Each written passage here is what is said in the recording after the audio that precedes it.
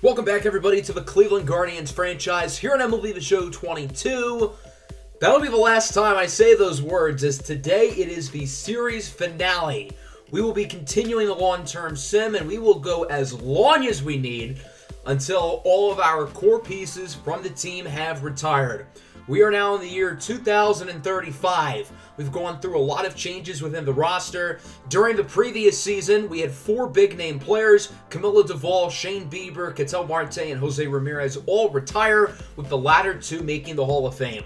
We've still got some big-name players on the roster whose careers we will round out today, including James Karinchak, Kyle Lewis. Emmanuel Clase will probably break the saves record. He's at 592 currently, meaning that he is 60 away from Mariano Rivera's all-time record. He won't get that next year, but maybe the year after. And then we've got our core group of 4 hitters with George Valera, Zane Rowley, Ramon Romero, and Alvaro Pena, all of whom are still in their primes. I'm going to refer to those 4 hitters throughout today's video as the 4 Horsemen, just to keep things organized and simple, and it gives them a cool nickname to ride into the sunset with. Our team has been very consistent during the long-term sim. We've won multiple championships. We've won the division every year during the long-term sim, which so far has been 8 seasons, and that dates back to the last 3 seasons of the actual series as well. We're currently over budget, which is not ideal. You don't want to be in that spot going into the offseason. So we may have some tough decisions to make in terms of trading some guys away. And I think the obvious choice here is going to be either Alex Cisneros or Grayson Rodriguez, and I would rather keep Cisneros. Rodriguez is getting a little bit older, and when we got him, I always planned on trading him at the end of his contract. I didn't think he would stay this good for this long, but I still think moving him would be a smart idea. So instead of trading him for like a prospect, we'll be trading him for Julio Rodriguez from the Texas Rangers. If we still need to open up the budget, I'll just trade Rodriguez later. But this gives us a big-time bat in the outfield. He's a lot cheaper than G-Rod, and he's a really good offensive player, and we have plenty of good pitchers within the organization. So I think it's a pretty good trade for us. We clear up a lot of money. I don't think I'm going to bring a lot of these guys back anyway, other than James Karinchak and Kyle Lewis, to super cheap 15-year contracts that they'll be able to sign and retire during. I decided to let these guys go. Ricky Watkins is a player I wanted to keep, but we don't need him, and then Guzman and Hassel will be let go of as well. We still don't have a lot of money, however, but at least we're in the positive now. We can bring all of our guys back through arbitration and tendering contracts, even though we'll enter the season with no money. I decided to make another trade here. We're going to be sending away Joaquin Zambrano and Andres Dominguez to the Astros for a really good group of prospects. Salvador Sanchez and Dominique Orellano are the 2 really good ones, particularly Orellano. He looks like a very solid starting pitcher, and the other guy we got has a potential as well. Ricky Watkins would stay in the AL Central. He signs a 3-year deal with the Twins. Robert Hassel signs a nice deal with the Houston Astros. Go get your bags, Kings! So we are now in early December. There are still some interesting players left in free agency, and with trading away Joaquin Zambrano, we've got some money now. So I decided to give Yordan Alvarez a 15-year backloaded contract for $46 million total, not per year, obviously. I know that seems weird, but Yordan can still hit a little bit, and I think maybe once he regresses, he'll still have his hitting ability. Humberto Guzman ends up signing with the Brewers, as we do end up signing Yordan Alvarez. If things fall off the rails, we can always trade him. Again, I don't really care about realism during the long-term sim. And I actually decided to use our Rule 5 pick. We're going to select Will Miller. I think he's a talented receiver. Former Guardian Elliot Ramos has actually had a really good career since we traded him away. He signs with the Kansas City Royals back in the American League Central. I decided to sign Emmanuel Clase to a long-term deal, 14 years, $14 million. He ends up accepting. He's still pretty good in the 80s. Zane Rowley, we're going to extend 3 years for $100. He is still in his prime. He's only 30 years old, and he's only getting better. Alex Cisneros, I decided to sign to an extension as well, and that'll bring us to the 2035 season. The lineup has improved quite a bit. While we lost Robert Hassel, we have added Yordan Alvarez, who now will learn how to play first base, and we've also added Julio Rodriguez as well. We lost Grayson Rodriguez in the pitching rotation, and longtime veteran Ricky Watkins is also gone. That opens up opportunities for younger guys like Terry Seaver and Cleveland Johnson. For now, Marcos Villalobos will finally get a full opportunity in the rotation as our 5th starter, and the bullpen still looks very solid as well. And again, we'll be keeping an eye on Emmanuel Clase's save totals. He should be able to get past Trevor Hoffman pretty easily. He's in 2nd place, and he'll probably get past Rivera next year.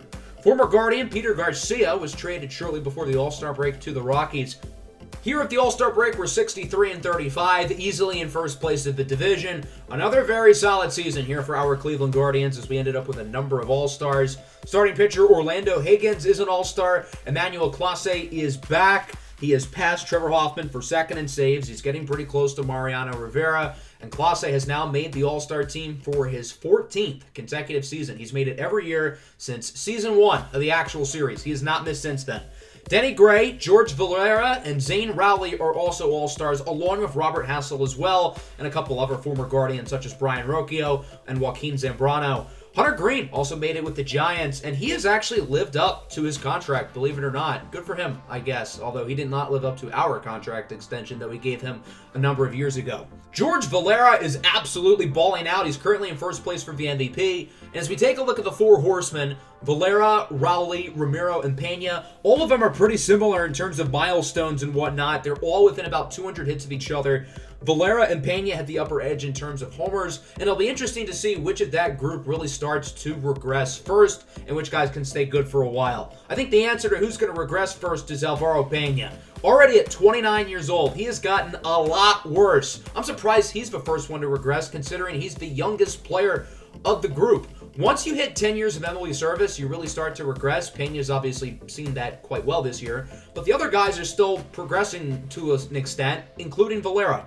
We ended up getting the number one seed. No major surprise there as we take a look at the stats for the year. George Valera hit .350 with 35 home runs. Good Lord. He ended up winning the MVP, the first MVP winner we've had during the long-term simulation. That's pretty cool. George Valera really has not gotten much worse at all, despite being 34 years old now, and with nearly 13 years of MLB service, he's pretty close to 2,000 hits and 300 home runs, and if he keeps this pace up, we could be looking at a Hall of Famer with him. Robert Hassel, by the way, finished in third, so I guess that's notable.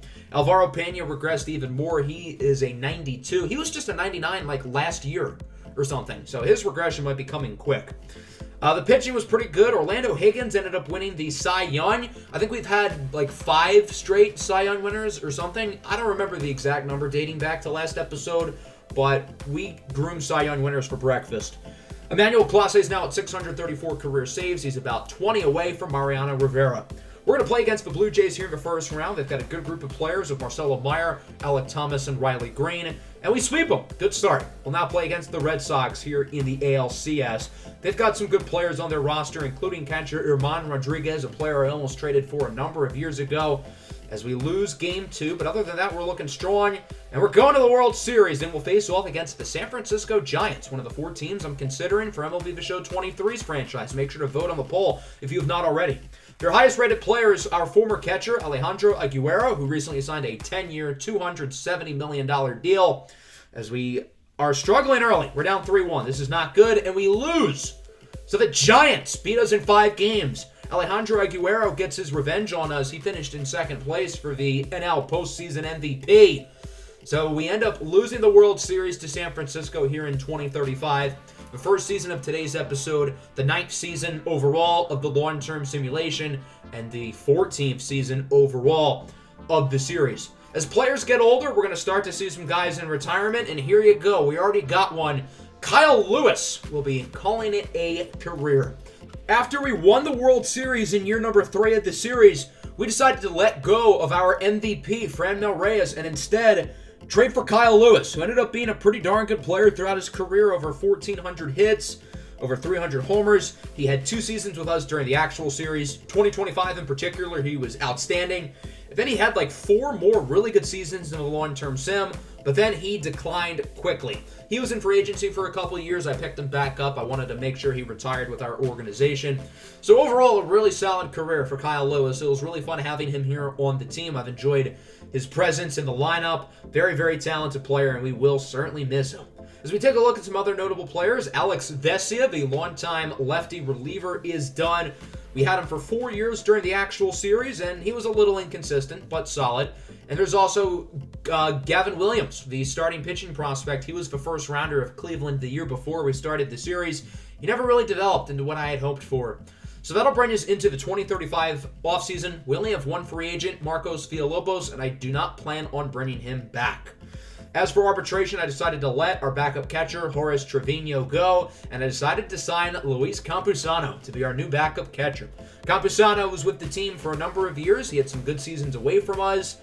And there's Joaquin Zambrano, by the way, our former guy who we traded away in the beginning of the episode. He's already regressing at 28, so I think we made a good choice by trading him. He ended up signing with the White Sox. We're now here in February. I decided to sign Jesus Sanchez. We traded him away right at the start of a long-term sim, and he ended up doing really well after getting traded.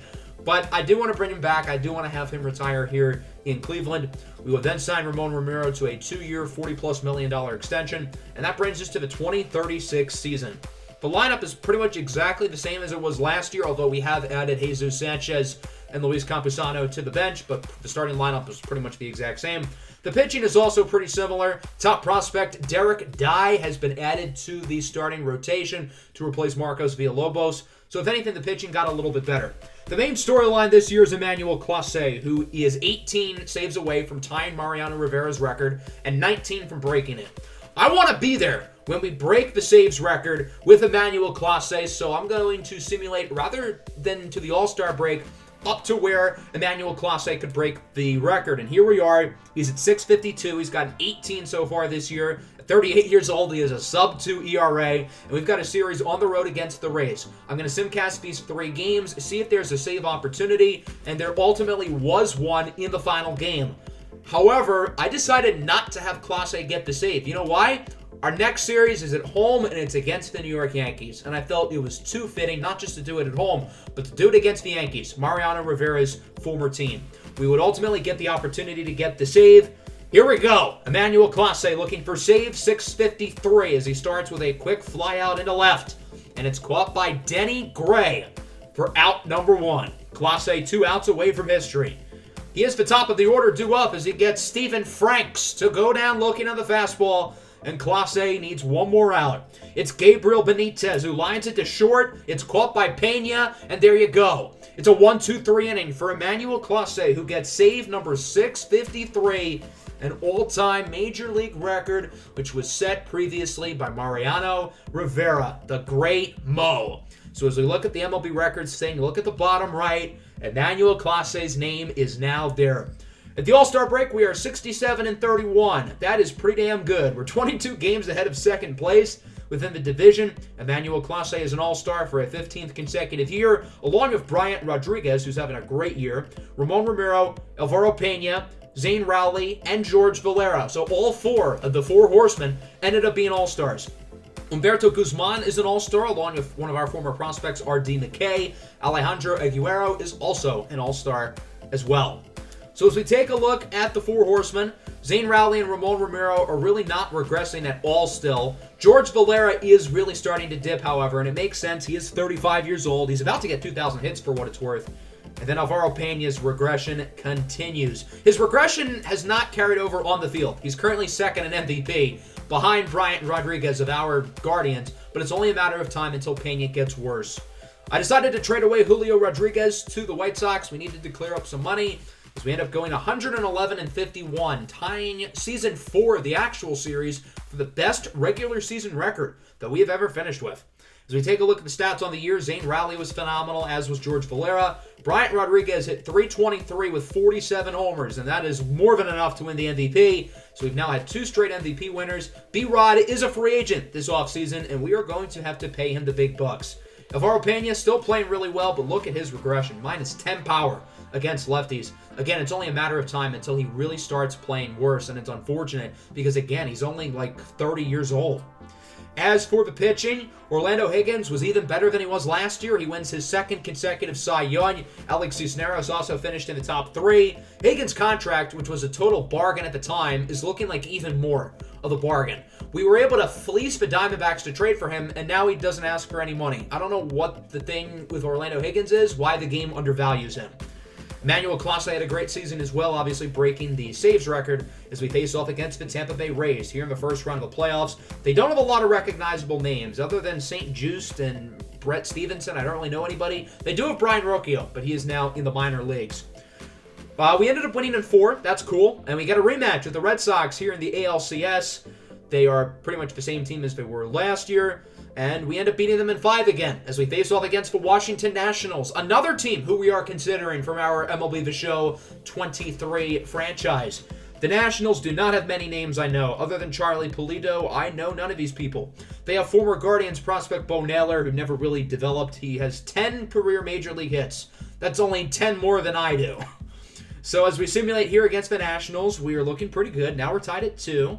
We lose, oh God, and we lose again. We have lost another World Series, back-to-back World Series L's for the Cleveland Guardians, as this time we lose to the Washington Nationals. So we have lost back-to-back championships. That obviously stings quite a bit. I think Zane Rowley hit under 300 in a playoff run for the first time ever. He only hit 295. Wow. As for the pitching, Alex Cisneros was not great. Really, everybody other than Orlando Higgins was not all that good. The bullpen was not good. The starting pitching was not good. We do not have any notable people retiring other than longtime prospect Colton Hawk. We do have some players outside the organization, including Will Benson, who never really played here, but he had some pretty good seasons with the Los Angeles Angels. He also had a solid season in Colorado with the Rockies. I really thought things were going to work out with Bobby Bradley. I held out hope for a while, but it just never materialized with him. He was an all-star in 2026, but he wasn't really good that year, and he ultimately never really developed, unfortunately.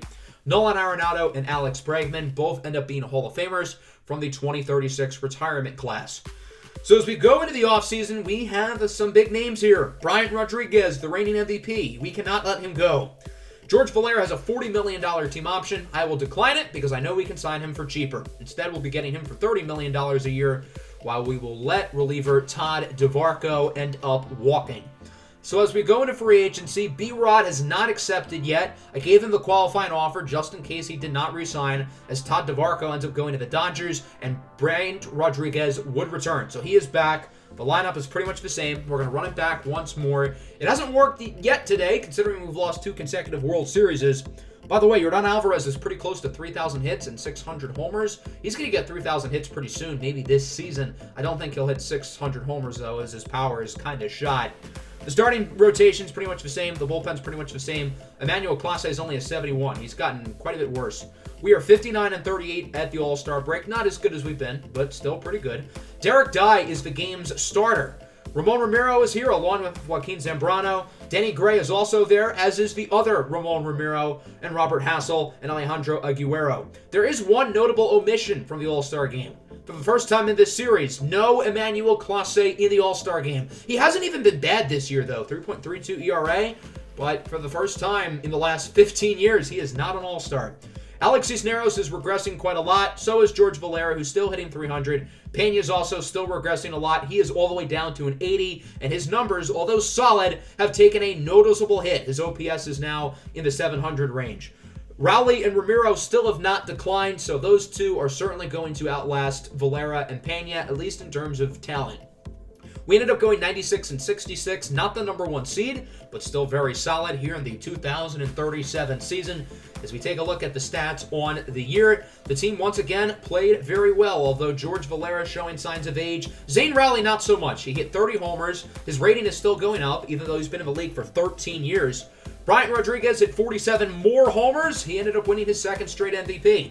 3 straight MVP winners for our Cleveland Guardians. Pena finished with an average of 244. He is regressing hard. Yordan Alvarez did not get 3,000 hits, but he probably will be able to next year, assuming all goes well. As for the pitching, Alex Cisneros is really showing signs of aging, but Derek Dye might end up being our new long-term ace, as he ended up winning the Cy Young, with Orlando Higgins finishing in the top 3. I believe that is now 7 straight years with the Cy Young winner. I don't know, I might have lost count. So we're playing against the Oakland Athletics here in the ALDS. They have the other Ramon Ramiro, so that's funny, I guess. Things would start off pretty well as we win the first 2 games. Can we sweep them here? We will. In the ALCS, we'll face off against the Toronto Blue Jays. We've had a lot of battles with these guys in the playoffs, and it seems like we're seeing them more again here in the 2030s. Their core is aging a little bit. Riley Green is really regressing, but we would end up sweeping them. And we're going to the World Series against the Brewers, another team we are considering for our MLB The Show 23 franchise. Why are we only playing against the teams who we're considering for next year's series? This is so ironic. This means next year we're playing the Marlins in the World Series. That's the only way this could work.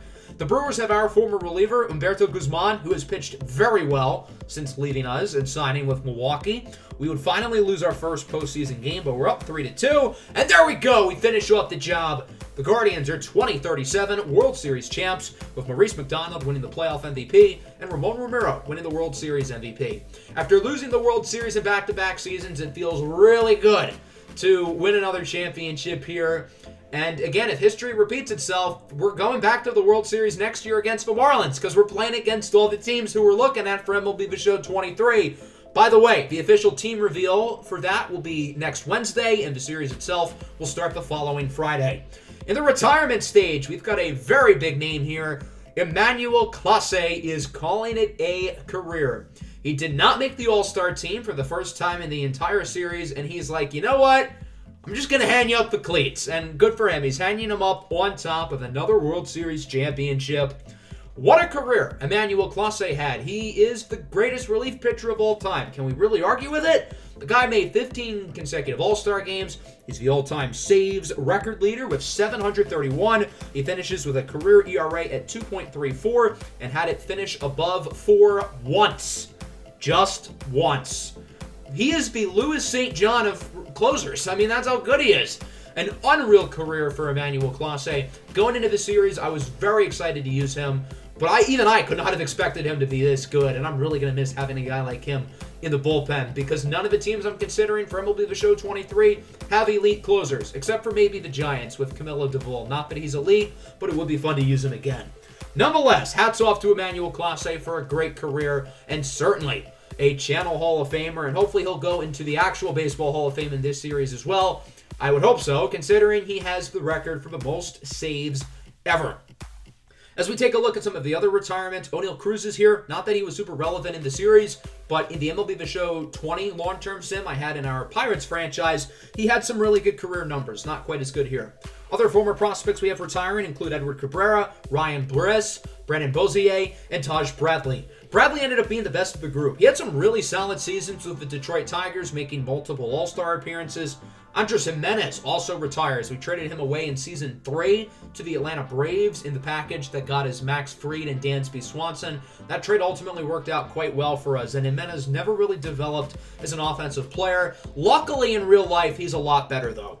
Ryan Weathers has also retired as well. We acquired him in Season 2 along with Robert Hassell in the Ahmed Rosario trade. At the time, Hassell was the bigger get, and yes, Robert Hassell is now an all-star level hitter, but Ryan Weathers was probably the bigger addition. He was a great long reliever for us for a number of years.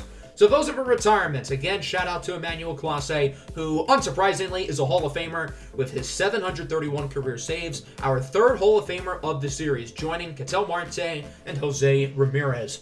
So now our guys are continuing to get older. James Karinchak is 42 years old. I think his second stint in Cleveland has been longer than his first one. He's also the only player from the Season 1 team to still be here. The only other person in the organization right away who is still here is George Valera. Valera is the only person who's been in the organization since Episode 1 and is still here. However, he was not on the big league team per se, as he made his debut in 2023. So as we go into the 2037 offseason, we have two free agents, Alvaro Pena and Jesus Sanchez. Sanchez will get his long-term 15-year contract, and Pena we obviously want to bring back as well, even though he is aging. We have a lot of money in the budget, so we've got plenty of flexibility, but we've also got a lot of guys who are going to be free agents next year who we are going to have to pay big dollars to. So as we take a look at what we're going to do for the offseason, we will be trading Maurice McDonald and Salvador Sanchez to the Royals for starting pitcher Sergio Taveras. I wanted to get younger. Maurice McDonald is regressing, so Taveras will be added into the farm system. Ricky Watkins, after 3 years in Minnesota, signs with Pirates. He actually lived up to his contract with Minnesota. He's still a really good player. We're going to be trading away Christian Gonzalez, never really played all that well for us, along with a couple of prospects for a starting pitcher, Evan Ortiz. And then we'll be trading Cleveland Johnson and some other guys to the Rangers for first baseman Elton Kelly and center fielder Kevin Townbridge. Terry Seaver's a guy who I do not want to pay a big extension to. He's on the last year of his deal. He has not really lived up to expectations. So we're going to be trading him to the Brewers for Sean Freehand, who had a great full-time rookie season, 32 homers, over 840 OPS. So as you can see, we are really tearing things down. Despite winning the World Series last year, I want to get some new blood. I want to get younger within the organization. And I want to clear some money because we've got a lot of guys to pay the big bucks to. So as we take a look at the lineup, there are some new faces. Jaime Guzman's going to have a bigger role, and Sean Freehan now enters the fold. Yordan Alvarez is also pretty close to 3,000 hits as well. Hopefully this is the year he gets it. The starting rotation looks a lot different with Anthony Luna and Damon Reeves getting full-time roles. And now we no longer have Emmanuel Clase in the back end of the bullpen. Chad Park is the new closer. At the All-Star break, we have a record of 59-39, which again is good for first place in a very competitive American League Central Division. We have no starting pitchers in the All-Star game, even though Higgins and Dye are first and second for Cy Young. Chad Park is an All-Star along with Eric Chavez. Brian Rodriguez has been worse this year, but still an All-Star. Ramon Romero is back as well, along with Denny Gray. Zane Rowley as well is an All-Star, but no more George Valera. Ramon Romero, the other one, is an All-Star, and there's Christian Gonzalez, of course, an All-Star. Right after we trade him away, he starts to play well. Humberto Guzman makes another All-Star game as well. He continues to be very good with the Brewers. Alex Cisneros tore his rotator cuff late in the year. He'll be out for 6+ months, and I think this will be it for Alex Cisneros here in Cleveland. He has regressed quite a bit. He has not been good for a few years. He's only a 78 overall, and this is the last year of his contract, so it's an unfortunate ending to a great tenure here for Cisneros. We would end up getting the number 1 seed, winning 98 games as we look at the numbers. George Valera has regressed quite a bit. Zane Rowley has not. Neither has Romero. He had probably his best season yet. Alvaro Pena is all the way down to a 74 overall. As for Yordan Alvarez, he would end up breaking the 3,000 hit threshold, which is very exciting. He is still a little ways away from 600 home runs, however, as his power is not the same. After Ramon Romero had a career season, I'm excited to say that Ramon Romero won the MVP. The other Ramon Romero, that is, with Rodriguez finishing in second.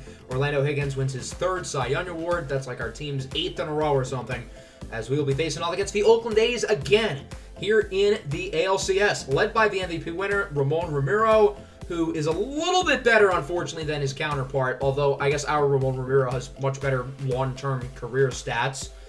The Marlins are in the playoffs, by the way. Could we face off against the Marlins in the World Series? We scored 18 in Game 2, but we're tied at 2 going into Game 5, and we lose. So, unfortunately, our streak of facing off against teams we would have considered for MLB The Show 23 is now dead. The Marlins did not end up making the World Series. The Giants did, and they end up winning their 2nd of the episode. Luis Campusano has announced his retirement. We traded for him in Season 2 of the Baltimore Orioles. I don't really know why they traded for him to begin with, because they have Adley Rutschman. He ended up being a solid catcher for us during the duration of the series, along with the 2 years during the long-term sim. He was the main starter, but never really the full-time guy, because we always had Eliezer Alfonso as well. Campusano, after he left us, had some good seasons with the Braves and the Twins, ended up making an all-star team or two, finishes with 1,200 hits. A little bit less than 200 homers, obviously not Hall of Fame worthy, but very good career. Some other former prospects, including Kevin Alcantara, Logan Allen, Darian Augustus, R.D. McKay, and Bo Naylor, all retire. Rambo Rodriguez also retires. I felt he definitely deserved a shout-out. During the long-term sim, he was actually a really good pitcher for us. Very consistent. I think he made a couple of all-star teams. Just a really steady guy, and I didn't want to trade him away when we did, but it was either him or Cisneros, I think, at the time, and Cisneros was obviously really good. Rambo never found a steady home after us. 4 teams in 4 years. Horace Trevino also retires, by the way, as we end up with no Hall of Famers.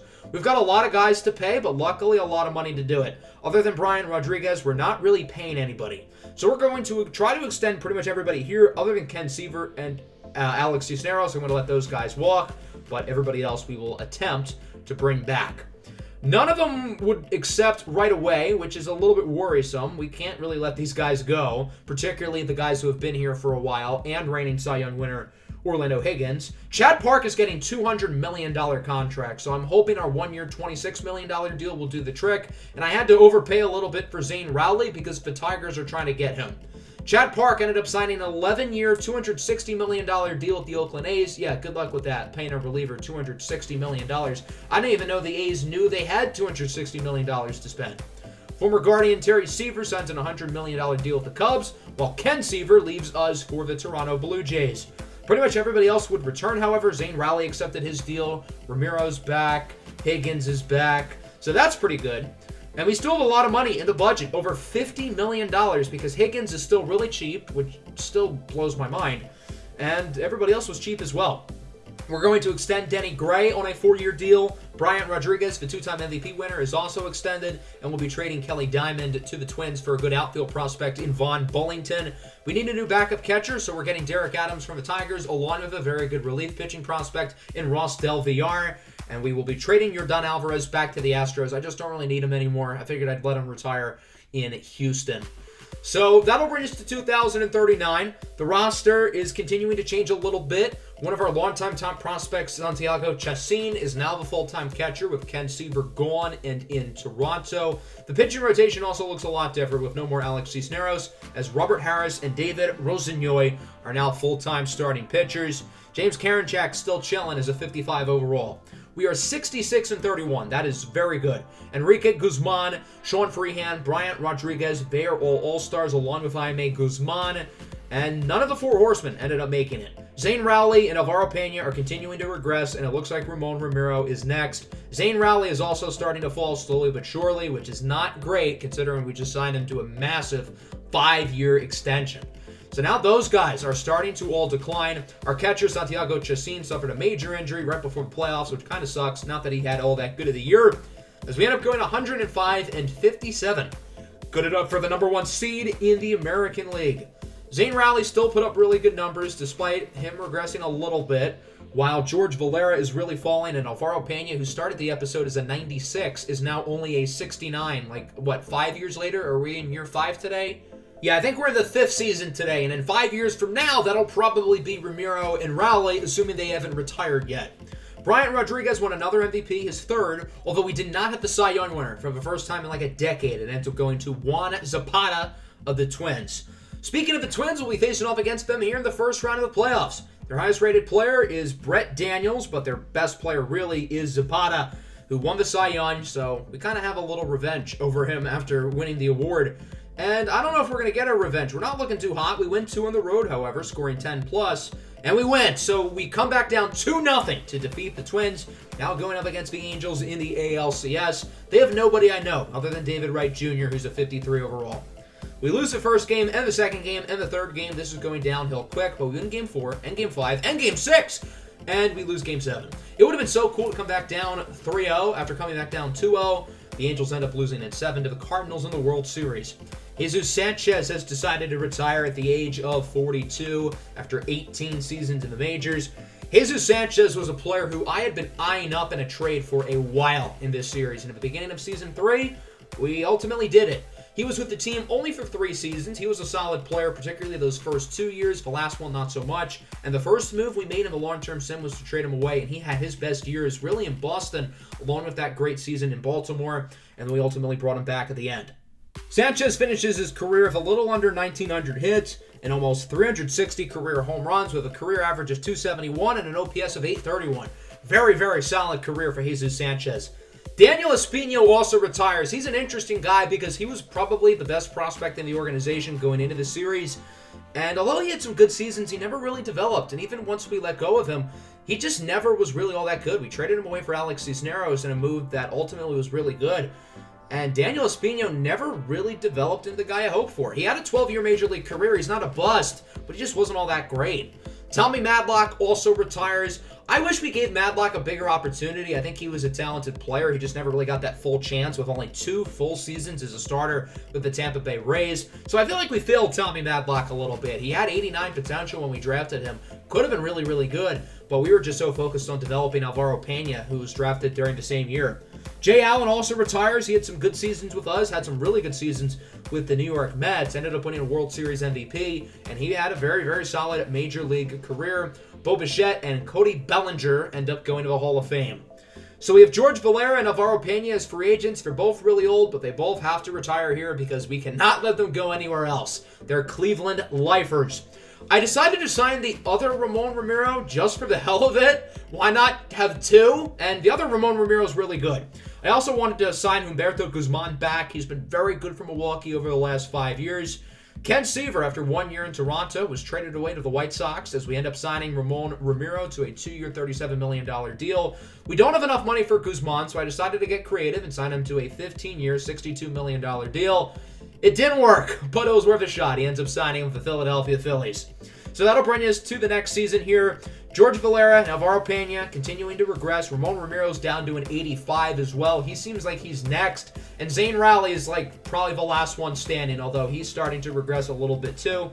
The pitching rotation is pretty much the same, and the bullpen is still quite strong as well.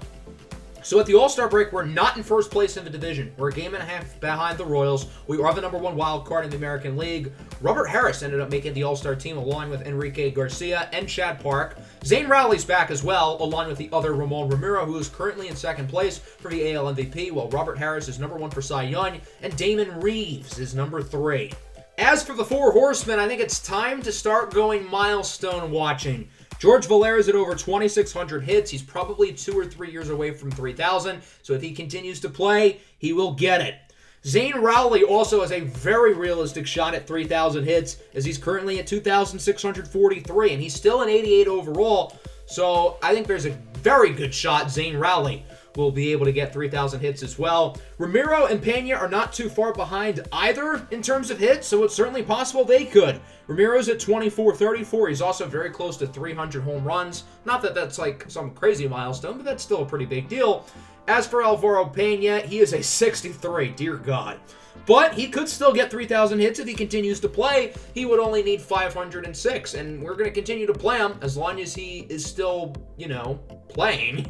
So let's see when those guys will be able to get it. For some of them, pretty soon, within the next few years. We would go 91-71. We do not win the division, and we are a wild card.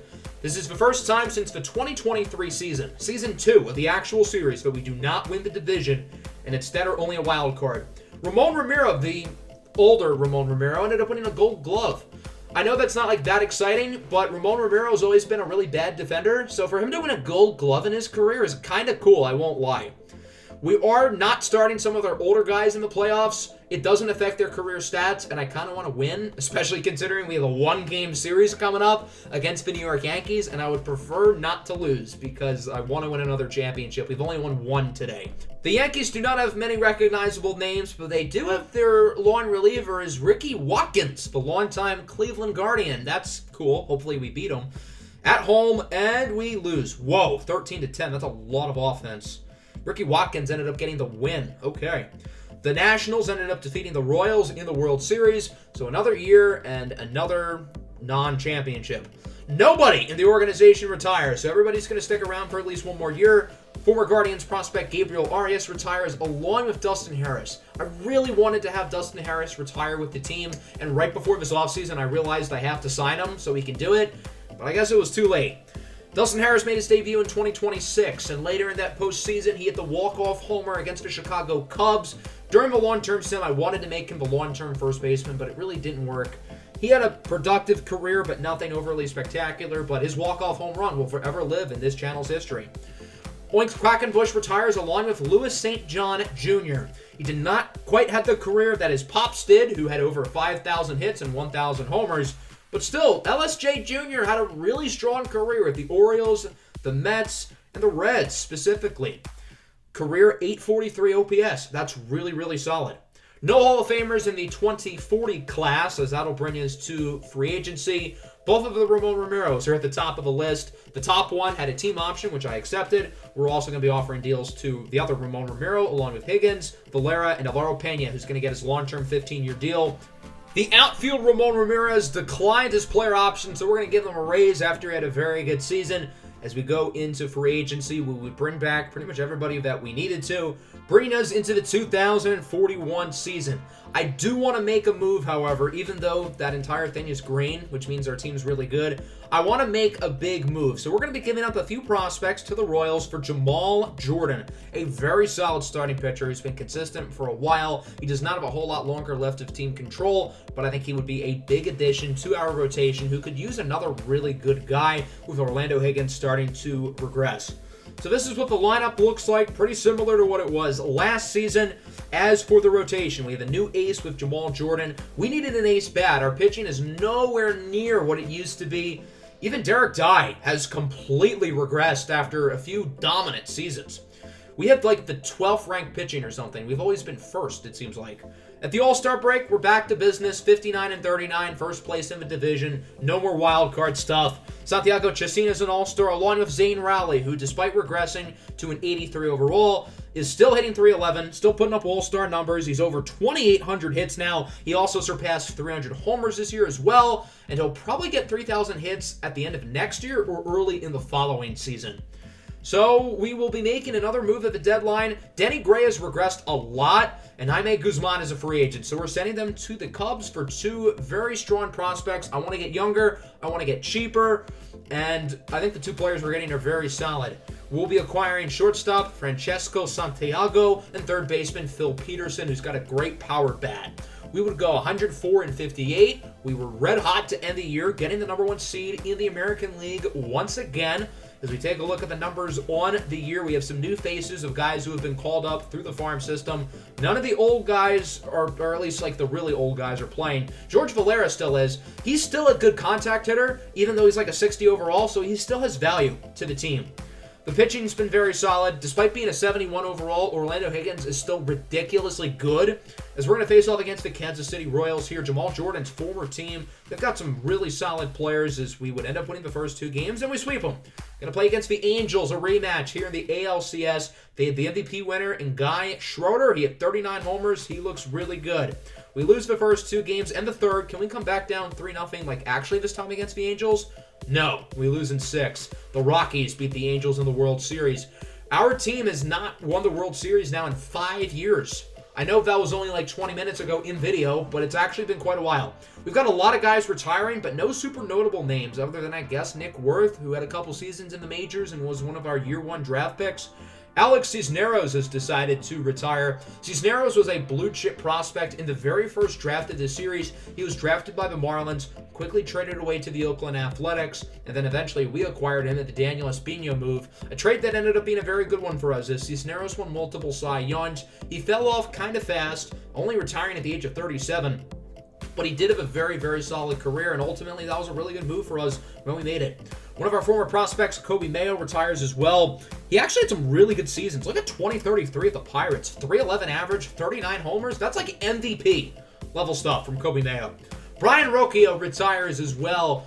If not for Daniel Espino, he might have been our best prospect on day 1 of the series. And like Daniel Espino, he never really developed with us, but he still had a good career. Over 1,600 hits, nearly 200 homers. It's just that he only had like 40 of those hits with us. He had some really good seasons with the Mariners and the Rays as part of the Kyle Lewis trade. In hindsight, I'm happy I did that deal. I would do it again. But Brian Rocchio had a solid career. Tyson Stone, one of our draft picks and the player who we traded for Orlando Higgins. And another one of our draft picks, Marcos Villalobos. He only started in 91 games, was not a full-time starter until 2035, and then started 2 more seasons after we let him go with the Angels and the Astros.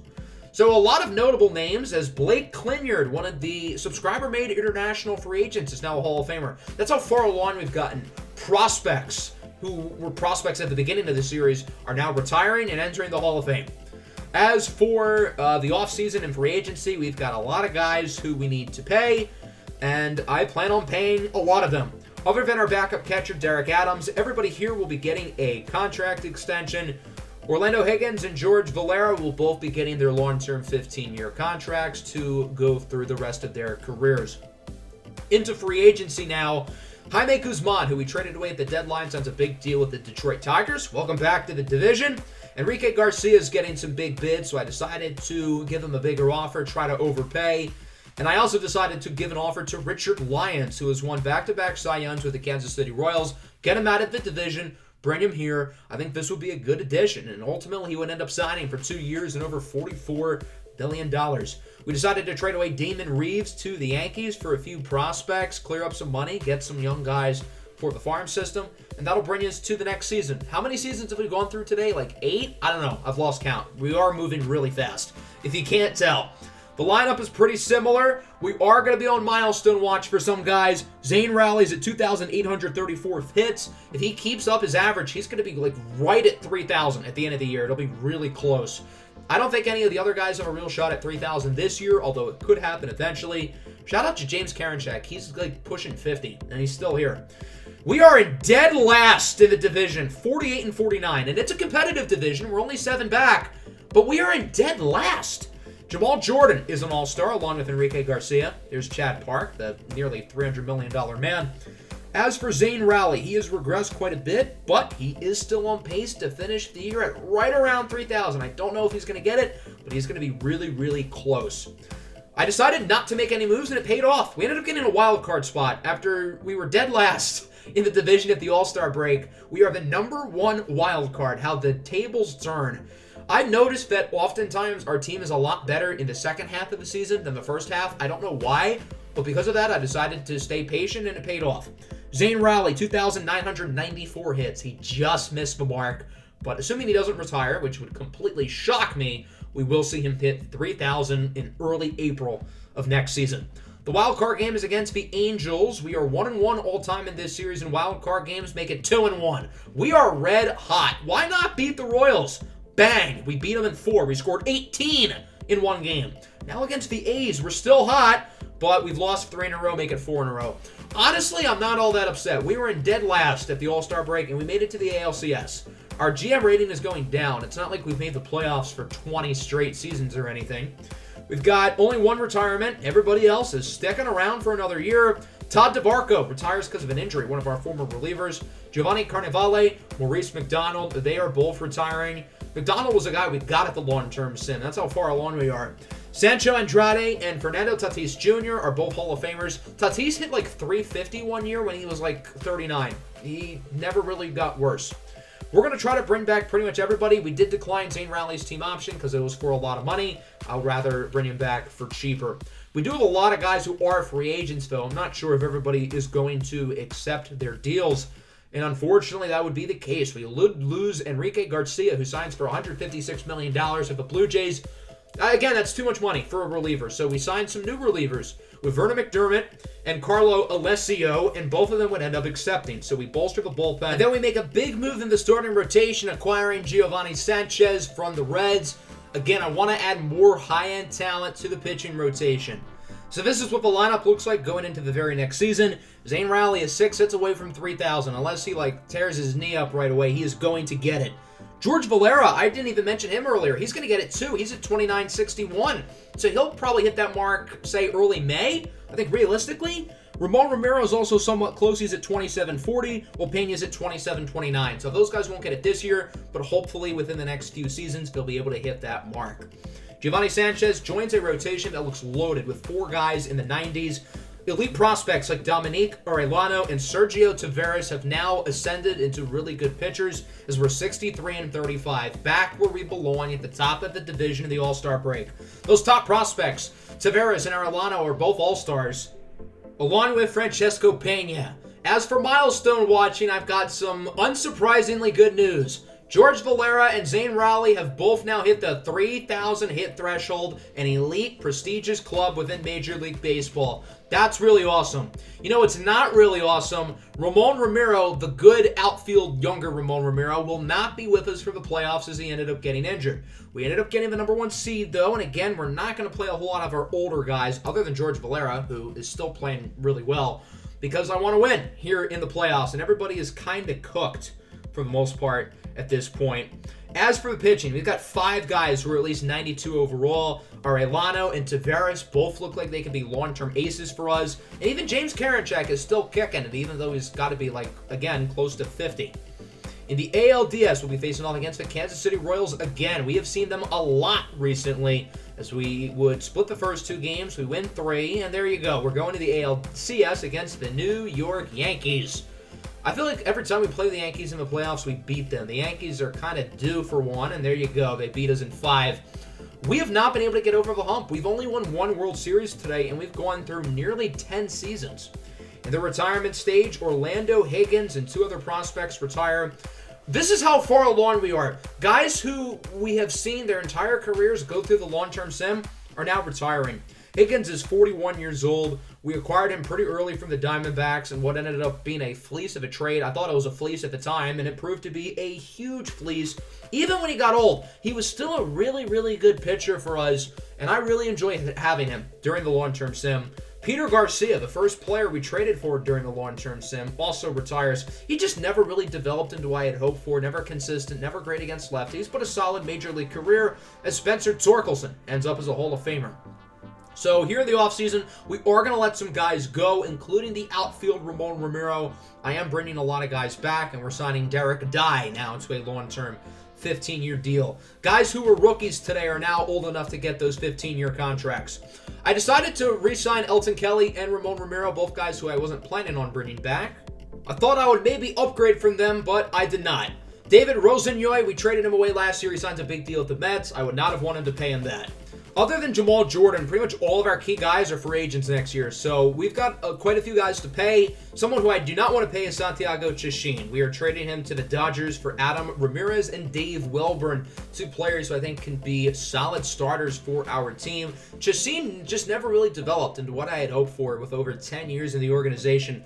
So we do have a new catcher, but the rest of the lineup is pretty similar. As for the rotation, it's the same five as last year. This might be the greatest starting rotation ever assembled. The bullpen is older, but talented. And in terms of regression, Ramon Ramiro is now a 64 overall. He needs 125 hits for 3,000, so he's going to hit that either at the end of this year or early next year. As for Pena, I think he'll probably reach that mark next year instead of this year, but he is close. 64-33 here at the All-Star break. Sergio Taveras is the starting pitcher for the American League again, and we had Sanchez, Arellano, and Ortiz. 4 starting pitcher spots occupied by us. I told you our rotation was loaded. Carlo Alessio in the bullpen also made it as well, but we had no bats. As for Ramon Ramiro's watch to 3,000 hits, he's at 81, so again, he's going to be right on pace to just brush at it at the end of the season. George Valera, for what it's worth, has 399 homers. He's one away from 400, so he should be able to get that, hopefully this season within the next 2 months. We would go 99-63, the number 1 seed in the American League. Zane Rowley is now a 65 overall. He has completely regressed. I'm pretty sure when we drafted him, he was a 65 overall, to put things into perspective. As for the pitching, our pitching was obviously great, considering we had 4 All-Stars, and then the bullpen was strong as well with Grandpa Karinchak. Giovanni Sanchez won the Cy Young. Evan Ortiz ended up finishing in 3rd. So in the first round of the playoffs, we will face off against the Royals again. We've seen them a lot recently, but this time they get the upper hand as they beat us in the ALDS. We literally just cannot get over the hump. Will Miller ended up retiring. We picked him at the start of the Rule 5 draft at the beginning of the video. He played for 1 year. He sucked, and he's been in the minors for like 10 years. Eric Chavez and Humberto Guzman both retire. So does Yordan Alvarez, Joaquin Zambrano, and Ricky Watkins. I decided to give Watkins a shout out. We had him during the last year of the actual series. He was one of our original draft picks. Played very well throughout the duration of a long-term sim, specifically with us, but also with a few other teams. Whoa, a lot of Hall of Famers. Juan Soto, Yordan Alvarez, Zach Veen, and Riley Green are all Hall of Famers. We've got a lot of guys to re-sign. I'm not going to bring back Sean Freehan. I kind of just view him as a disappointment. And then Ramon Ramiro, the outfield Ramon Ramiro, we are actually going to let walk this time. Look at our budget. We are paying one guy big money, Giovanni Sanchez, and that's it. We have some flexibility if we want to go out and get some big names, and I want to bolster up the bullpen. Marcos Cisneros, we're going to offer 1 year for $11 million, one-upping the Toronto offer. Sean Freehan ends up signing with the Reds on a 4-year contract. I know it's not a lot of money, but he just never really developed here. Dave Welburn unfortunately left. He ended up signing with the Angels. We do sign Marcos Cisneros, though. That's pretty cool. He's obviously a very good player. And then Santiago Chachin, who we traded away last offseason, signs a big deal with the Kansas City Royals. I would not have been willing to pay him that whatsoever. So here's a look at the lineup. It has really changed a lot since the start of the video. Ramon Ramiro, by the way, barely got over 3,000 hits. He's at 3,001. Alvaro Pena is 29 away. He should hit that. And then George Valera, 401 career homers. So Pena's going to hit his milestone this year, and then there aren't any super notable milestones we'll really be looking out for a little while. Who knows? Maybe Zane Rowley can get to 4,000 hits eventually. So I want to point out we are the 2nd-ranked team in the league. We've been number 1 really the entire long-term sim, and now we're in 2nd. I think that made an effect as we were out of the playoff picture. We're not even the number 2 wild card. Evan Ortiz and Sergio Taveras are both All-Stars, along with Francesco Pena. Alvaro Pena ended up getting the 3,000 hits mark, which is pretty awesome. So we now have 4 guys with 3,000 hits. That is wild. Pena's reward is a fractured hand. He will be out for the playoffs, but we're not going to be in the playoffs, so it doesn't matter. For the first time since 2022, Season 1 of this series, we are not in the playoffs as the White Sox end up beating the Pirates in the World Series. That'll bring us into the offseason now. Fernando Villegas retires. He was in our organization for a while. Never really made an impact in the bigs. Raconte Diaboculas, another user-made international free agent, is a Hall of Famer. We have a lot of guys to re-sign, and we're going to bring back most of them. I am going to let Steven Velasquez go. Zane Rowley will now get his 15-year deal, so all of our four horsemen now have their 15-year long-term deals. Jamal Jordan would end up leaving. He signs with the Dodgers. Carlo Alessio ends up leaving. He signs with the Giants. So we would end up losing a couple of guys. To replace them, I offered Diego Trujillo and Gary Branch, two relievers, and we would end up signing both of them to bolster up the bullpen. So that's going to bring us into the next season. We have a big trade here. We're trading a lot to the Yankees for Yohan Medrano. He's a big-time bat. I think our offense needs a spark. Our whole team needs a spark after missing the playoffs last year. We are now back in first for our team ranking. That feels a lot better. We have some more new faces here. Vaughn Bullington and Phil Peterson are going to get bigger roles. Yohan Medrano is also here as well. So the lineup looks a lot different as opposed to last year. But we still got the four horsemen, Valera, Rowley, Ramiro, and Pena, all chilling. As for the pitching rotation, we lost Jamal Jordan, but it's the same as it's been. And then the bullpen still has old man James Karinchak, who is 50 years old. Yes, he is 50. Valera's 45, Rowley and Ramiro are 41, Pena is 40. We've gone through over a decade today. We're 55 and 43. Sergio Taveras is an all-star again, along with Vaughn Bullington, and our new addition, Yohan Medrano, who is currently second for the AL MVP, while Sergio Taveras is first for the Cy Young. Taveras has really developed into an awesome player. We're 93 and 69. We win the division. We'll play against the Rays in the first round of the postseason. We will be without George Valera. He ended up getting hurt, so he will not be here for the postseason. Again, we're not playing a whole lot of our older guys because they are all old and they are all pretty much bad at this point, like really bad. The pitching continues to be solid, although Dominique Arellano was a little bit disappointing. Derek Dye also had an ERA in like the 12s. He's cooked by like a lot, like Russell Wilson cooked. Sergio Taveras finally wins a Cy Young. I'm surprised it hasn't happened yet. He has been dominant over the last 4 years. So we're playing against the Rays. We win in 4, and we're playing against the Angels again in the ALCS. It is time for revenge. They've beaten us a lot. After starting ahead 3-0, it's now tied, but we have Sergio Taveras on the mound, and we win. Going to the World Series against the Atlanta Braves. Can we finally win another championship? It started off rough, but we're up 3-2. We lose. We go into Game 7 with Dominique Arellano on the mound, and we do it. We win our worst World Series in the last, decade or something. It has been a while since we won a championship, but we finally do it. Yohan Medrano wins the postseason and World Series MVP. I acquired him in the offseason because we needed a spark, and boy, was he a spark. I mean, he's the reason why we won the World Series. The pitching was strong. The hitting was strong. It just feels good to win a championship again. We're a little bit behind the Orioles and Pirates in those long-term sims of those series and championships, so I really want to catch up. We have one guy retiring. He's not very notable, so everybody's going to stick around for another year going into the 2047 season. Nobody wants to retire on top. We're going to let most of our free agents go, trying to bring back a couple of them, mainly Dominique Arellano and Gary Branch. Arellano would not return. After winning Game 7 of the World Series against the Braves, he ends up signing with the Braves. That's kind of odd. So we'll go after Fred Riley instead, and he will accept and replace Dominique Arellano in the rotation. We're also going to be acquiring a new catcher. Jeff Gorman from the San Diego Padres is a really talented young prospect. He's a very good contact hitter. I want a catcher who can hit the ball. I'm also signing a new backup catcher as well because we need one. Welcome to the team, Terrence Kemp. So this is what the lineup looks like going into the next season. The four horsemen are all still around here in 2047, along with James Karinchak and Derek Dye as well, whose career literally is dying as a 53 overall.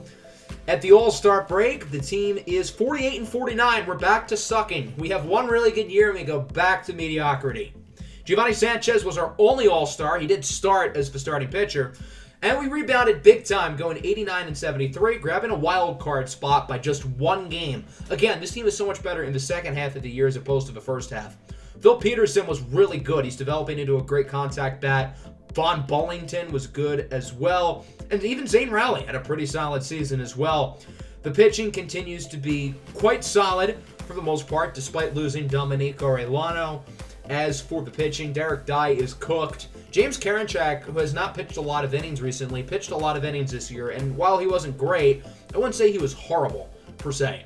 So the wildcard game is going to be against the Texas Rangers on the road, and we win.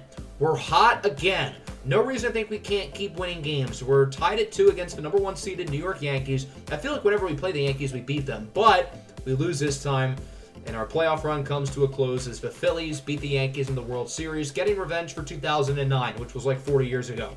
We have a lot of retirements, and there are some big ones, including Derek Dye and George Valera. We'll start quickly with Dye. He was a very good young prospect. He catapulted himself as a starter and was great. Then he quickly fell off and has been a reliever recently. I was not going to have him back in the big leagues. But let's get to George Valera now, the bigger name here. Valera is one of our best prospects going into the series, and boy, did he live up to the hype. As he kicked off his career in 2023, he was excellent as a rookie. Then he was a little bit inconsistent, but once we got to 2026, the final full year of the series, he was really good. After that, he developed into an all-star. He had an unbelievable stretch here in 2034 and 2035. He won an MVP. He was one of the best contact hitters in baseball for a while. Consistently hit over 300, 20 to 30 home runs. Very, very good careers. He finishes with 3,590 hits, 414 homers, both of which are records amongst players in this series currently.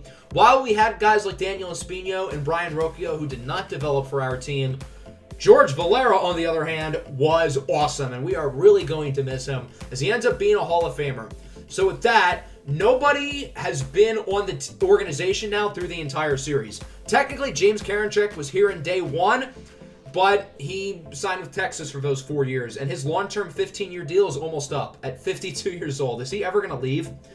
So that'll bring us into the offseason now. We're going to try to bring most of our guys back. We are letting Francesco Pena and Gary Branch go, but I want to get everybody else back for the most part. We'll see how lucky we are in terms of free agency.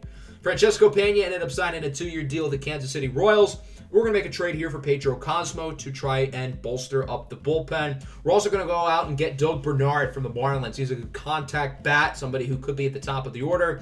And we're going to be trading Francesco Santiago straight up for Pablo Maravil. Santiago's a free agent. I don't want to pay him, and Maravil looks like he's got a big-time bat. So that'll bring us into the 2048 season. Boy, are we far along. No more George Valera in the lineup. The 4 horsemen are now down to 3. Which one is going to retire first? The pitching rotation is regressing a little bit, but Sergio Taveras is still very, very good as a 96 overall. He has not really regressed. At the break, we're 58-40.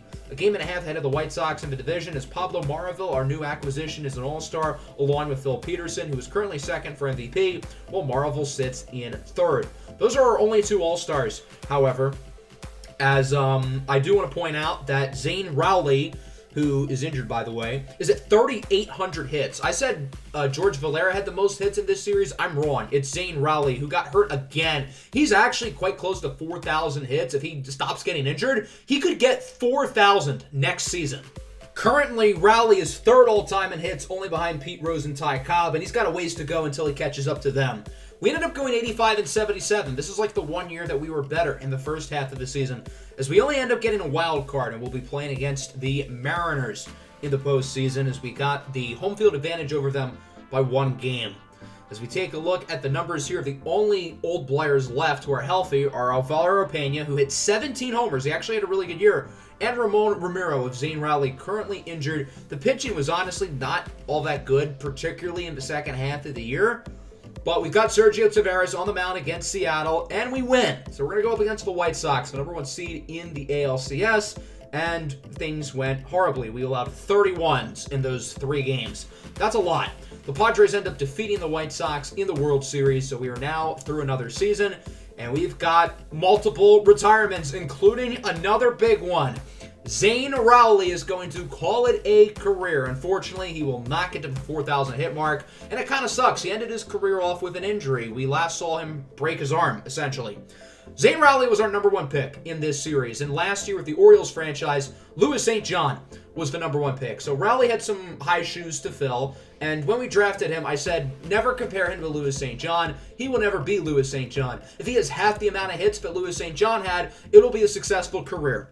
While he did not have the same amount of hits or power that Louis St. John had, he was pretty damn close. 3,330 hits, which is 3rd all-time. He also finished with 352 homers, which is very impressive for a non-power hitter. Going into the long-term sim, I was not convinced Zane Rowley would ever be an all-star caliber player or a steady all-star, and I was wrong. In the 2030s, he consistently made it. He really played his best ball towards the end of the 2030s, consistently hitting over 300. He regularly hit over 20 home runs.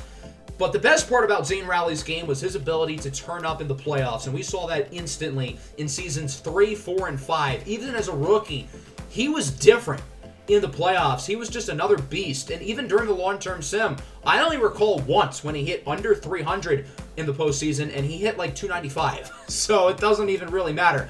Zane Rowley is one of the greatest playoff performers of all time, along with being 3rd all-time in hits.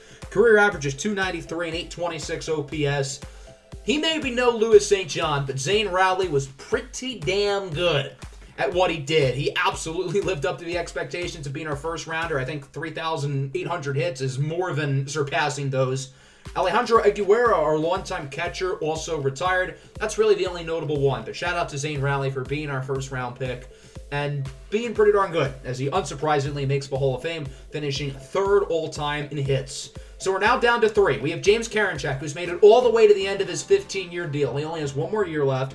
We also have Ramon Romero, who is 44 years old, and Alvaro Pena, who's 43. But based on last year, Pena looks like he's got another decade to go. Karinchak is not the only real player left. Jordan Walker is a free agent, so there's 2 real people left in this series. I would not have guessed James Karinchak could have outlasted everybody. We're going to let most of our guys go for now, including Giovanni Sanchez, Evan Ortiz, and Johan Medrano, who was a big piece of our championship team a couple years ago. We do have a lot of money, though. $154 million in the budget. We're not paying anyone more than $2 million. We've got money to spend, and we are going to spend it big. We've had the same group of pitchers over the last 5, 6, 7 years, and I want to get younger. And there are some very good starting pitchers in here. Tadahito Suzuki and Ryan Roberts will be giving 4-year, $140 million deals to. And we're still trying to bring back Sergio Taveras. He is still on the top of this game. I do not want to let him go. We're also going to try to bring back Dave Welburn. We had him for a short time, then we lost him, and now I want him back. Ryan Roberts would accept. Tadahito Suzuki would not. He signs for $374 million with the St. Louis Cardinals. And then Evan Ortiz, one of our older pitchers, signs with the Rangers. We would sign Dave Welburn. Sergio Taveras would also return as well. We still have a lot of money in the budget going into spring training, and I want another bat, so we're going to sign Benito Salgado. We would sign him for 2 years, $16 million.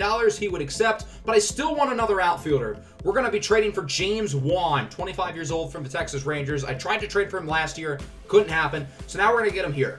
The lineup looks a little bit different with the additions of Juan and Salgado. Zane Rowley, of course, is now retired. Ramon Romero and Alvaro Pena are now, I guess, the 2 horsemen with George Valera and Zane Rowley kicking it in Boca Raton Retirement Village. James Karinchak is still around. I think he's 53 years old. I don't know. I've lost count. We're 52 and 45. We're in 3rd place in a very competitive and close division. Ross Del Villar, Pablo Maraville, they were our 2 all-stars. We're going to try to extend Maraville. He would accept. And I'm going to give James Karinchak another 15-year deal. I would hope he won't go through the entire contract because at the end he would be like 67 years old. But we're going to keep him around. Here's a look at the stats through the season. We ended up winning the division after being in 3rd at the All-Star break, so now we're back to doing well in the second half of the season, which is certainly good to see. Unfortunately, our ace Sergio Taveras is finally starting to regress a little bit, as we're going to face off against the Yankees here in the first round of the playoffs. And the Yankees are starting to beat us now as we lose in 4 games, and the White Sox sweep the Braves in the World Series. That'll bring us into the offseason, and finally, James Karinchak retires at the age of 54. His arm must be made of, like, rubber and soap at this point. So Karinchak had pitched for a couple seasons prior to this series. However, he's played so long, pretty much 30 seasons, his numbers before this series aren't even here. We had him all 5 seasons. He was generally the setup man for Emmanuel Clase, who retired like a decade ago at this point. Karinchak was solid, but inconsistent. We had him for a couple more seasons, and then we eventually let him go. He signed with the Texas Rangers, where he was a really good closer for them for 4 years, and I wanted to bring him back because he had been pitching pretty well. We then brought him back in 2032. He was probably 37 years old, and I figured, why not have him for a few more seasons before he eventually retires, probably in the mid-2030s.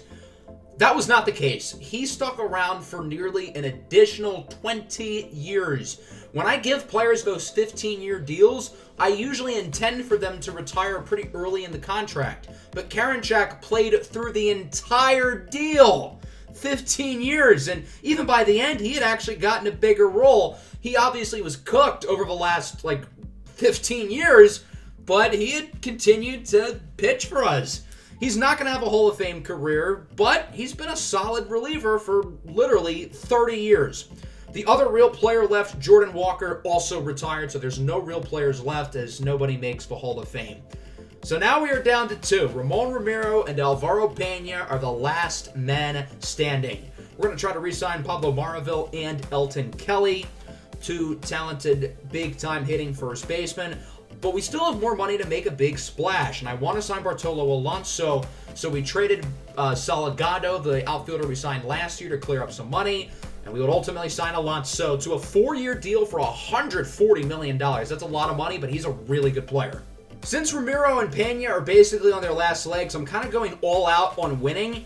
I still want to bring back Pablo Maravil, although we really don't have a lot of money. So because of it, I'm going to have to trade Ryan Roberts, which is something I really don't want to do because Ryan Roberts is really good. But we're getting 2 very good relief pitchers from the Pirates. And now we're going to have enough money to bring back Pablo. We would not have enough money for Elton Kelly. He ends up signing with the Boston Red Sox. So we have kind of revamped the team a little bit over the last couple of years. We've added a huge bat in Bartolo Alonso, who's one of the best offensive players really in all of baseball. We've got 7 really good hitters with our 2 old guys, Pena and Romero. Of course, the last men standing. The pitching rotation is not what it once was. We still have Sergio Taveras, but it's not as good as it's been for a while. However, look at the bullpen. The bullpen is insanely good. We're 59 and 39 in first place of the American League Central. Sergio Taveras at 33 years old is regressing, but he's still the starting pitcher in the All-Star game. Alexi Gutierrez, Ross Del Villar, Phil Peterson, Vaughn Buffington, and Bartolo Alonso are all All-Stars. We haven't had a lot of luck in terms of winning recently. Maybe James Karinchak was the curse. We end up as the number 1 seed. The guys hit the ball very well. Bartolo Alonso ended up being a ridiculously good pickup. Phil Peterson is still slugging it. Sergio Taveras is still balling. And then look at the ERAs in the bullpen. This bullpen is just ridiculously good now that James Karinchak is gone. Alonso finished 3rd for the MVP. I think he should have won it, but whatever. It's fine.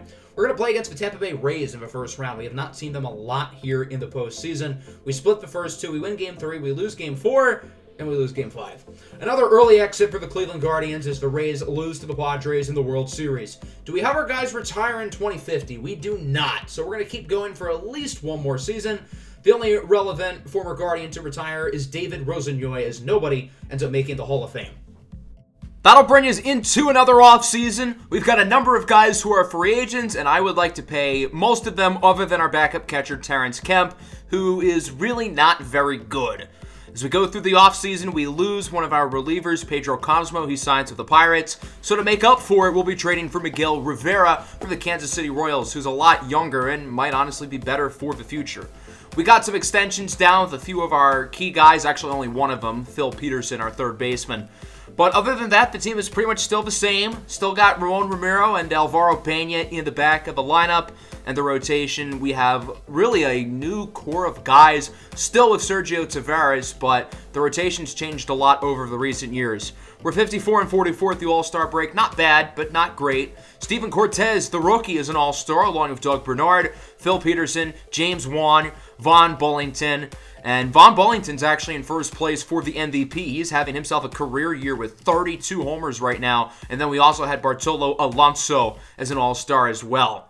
Let's get to the end of the season now, but before that, I want to re-sign James Wan to a 4-year extension as we go 94 and 68. Normally, that's not good enough for the 1 seed, but apparently this year it is, and we'll play the winner of the wild card game. As we take a look at the numbers, the middle of the lineup just produced at a dominant level. And Alvaro Pena with double-digit homers, starting to get some power back, even though he's like getting close to 50.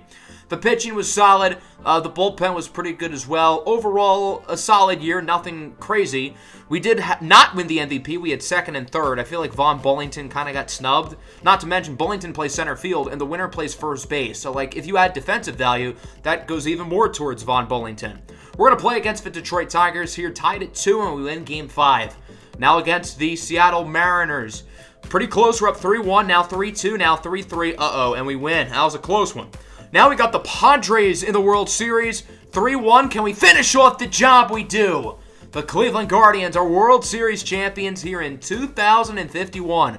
Vaughn Bullington wins postseason MVP, while Bartolo Alonso wins the World Series MVP. So we get another ring. That feels good to say, even with pretty much all of our core guys from the series gone, other than Ramiro and Pena, both of whom get another championship ring. So that's pretty cool.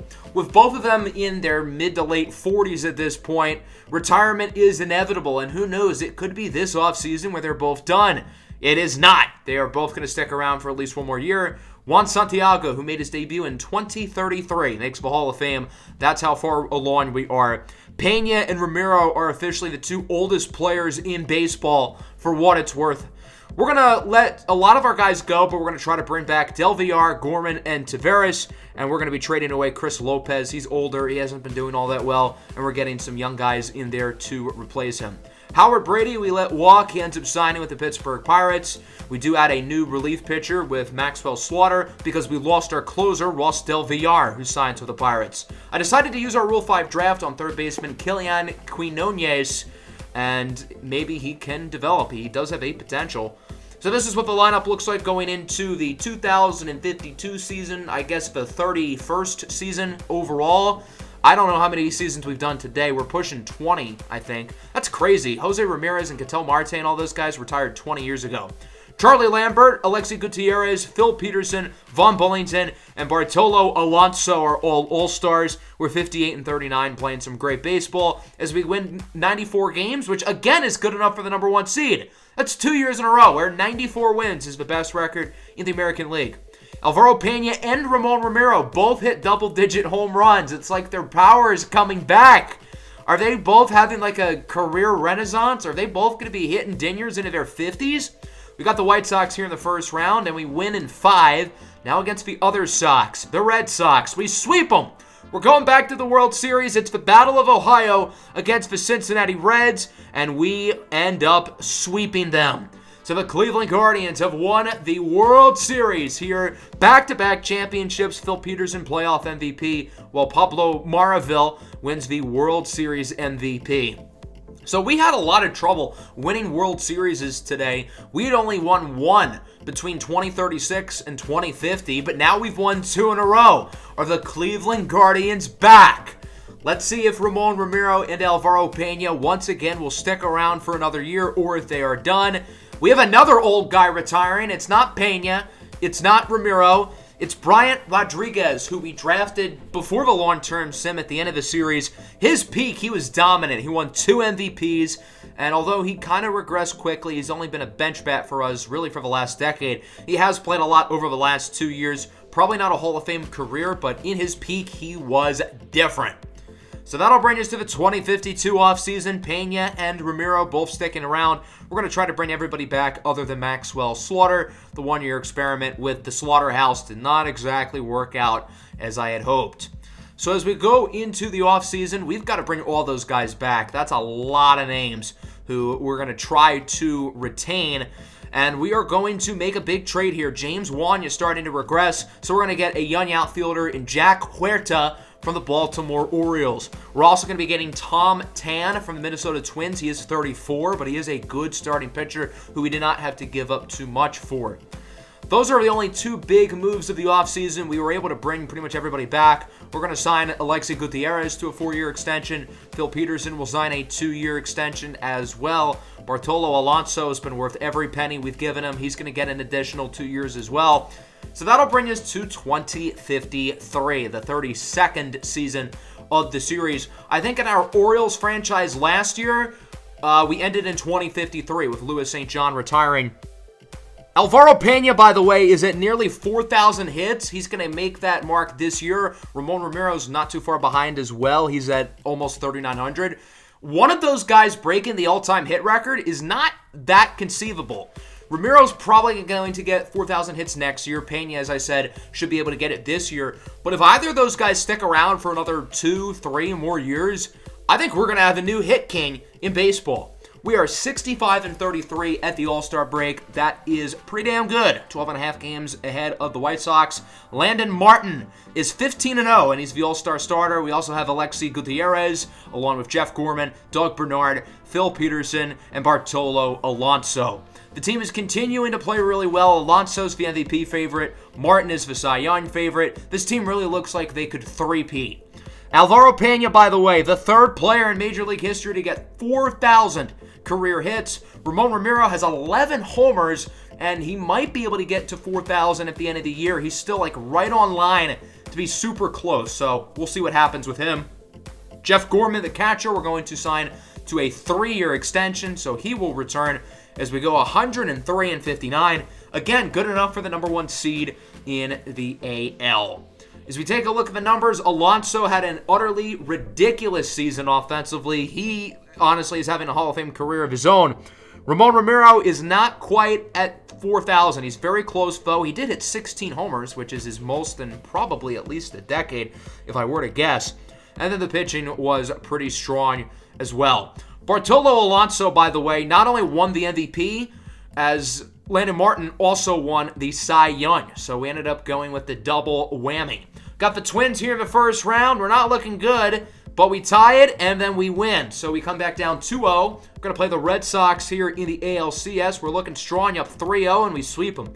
In the World Series, we'll play against the Padres again, looking for the three-peat, but it is not going to happen. We lose in 5. The San Diego Padres have won the 2053 World Series. I don't think we've ever three-peated in this series. Maybe we did all the way back in like the 2020s or something, but we're unable to do it here in the early 2050s. Although we were close, and in the regular season, we were better than we've been over the last 2 seasons, but unfortunately, it is all for naught. That'll bring us into the 2053 offseason. Will Ramiro and Pena both stick around? Yes, they will. For at least one more season, Ramiro and Pena are back. And who knows, Alvaro Pena could break the hits record this year. I think it's unlikely, but possible. We're going to try to bring back everybody with expiring contracts here in free agency. Hopefully we will be able to here as we are ready for the 2054 Major League season. We have gone very far into the future. I think that goes without saying. We had a pretty quiet offseason. We're pretty much going to run it back, which is good because we've made the World Series 3 seasons in a row. We've still got Pena and Ramiro in the back end of the order. Pena and Ramiro both are getting closer to the all-time hits record. Ramiro should be able to get to the 4,000 hits mark. He'd be the 4th player in Major League history and the 2nd player to do it on the team, with Pena already doing it prior. So as we take a look at exactly where those two are in terms of hits, Ramiro is at 3,980. He should be able to get to 4,000 pretty easily unless he gets injured like right away. As for Alvaro Pena, he is at around 4,100 pretty much. So he's got a chance to get Pete Rose's record. He would need around 170, which he hasn't gotten in a while. So I do think it is kind of unlikely that Pena gets it this year, but I would not rule it out of the realm of possibility if he has a crazy good year, which I guess at 48 years old would be kind of unlikely. So as we sim to the All-Star break, we are 61-36. We are not winning the division, though. The Twins are a game ahead of us. Minnesota's having themselves a great year. We are the number 1 wild card convincingly. Johnny Mayfield and Tom Tan both get in. Mayfield will start. Alexi Gutierrez is back along with Doug Bernard at second base. Jack Huerta, who we got from the Orioles, has really turned into a good player. And then Bartolo Alonso is still an all-star caliber hitter. Ramon Ramiro has gotten to 4,000. He is breaking the mark. As for Alvaro Pena, he is pretty much 100 away from Pete Rose's record. I don't think he's going to be able to get 100 within half a season. We're going to try to re-sign some more guys. I don't know how many more seasons we're going to go, but just to be safe, it would be nice to have those guys back. We end up winning the division. We get the #1 seed in the American League. Alvaro Pena did not break Pete Rose's hits record, assuming Pena does not retire, which, considering he's damn near 50, who knows. But if he doesn't retire, then we will certainly be there when he breaks the mark, as he's at 4,215. So if he sticks around, he will get the hits record next season, being around 40 or so away. We've made the World Series in 3 consecutive years. We are back to our 2020s and 2030s dominance, as we'll be playing against the Texas Rangers here in the first round of the playoffs, and it does not last long. We get swept, allowing 29 runs in those 3 games. The Rangers make the World Series, and they lose to the Chicago Cubs. Bartolo Alonso did win the MVP, though, so that's cool. We've now had 3 consecutive MVP winners, and Alonso hit the Triple Crown. Yeah, he was pretty damn good. This has been an A-plus free agent signing. Alonso is just absurd.